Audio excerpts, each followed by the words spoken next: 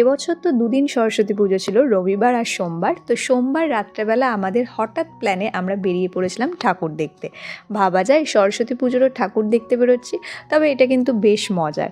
তো প্রথমেই আমরা চলে গেছিলাম চোরবাগান সর্বজনীন, যেটা ইনস্টাগ্রামে পুরো ভাইরাল হয়েছিল।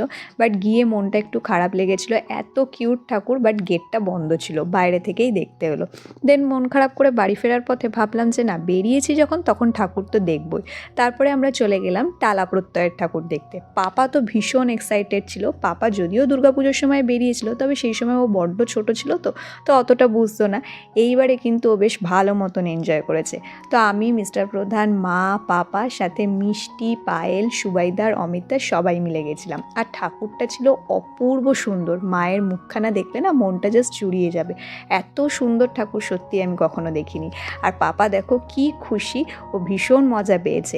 তারপরে আমরা চলে গেছিলাম বলবন্ত সিং ধাবার কাছে। দেন ওখানে আমরা গাড়ি পার্কিংয়ের জায়গা না পেয়ে ওখান থেকে আরেকটু এগিয়ে গিয়ে সামনেই আরেকটা জায়গা থেকে খেলাম আলু পরোটা।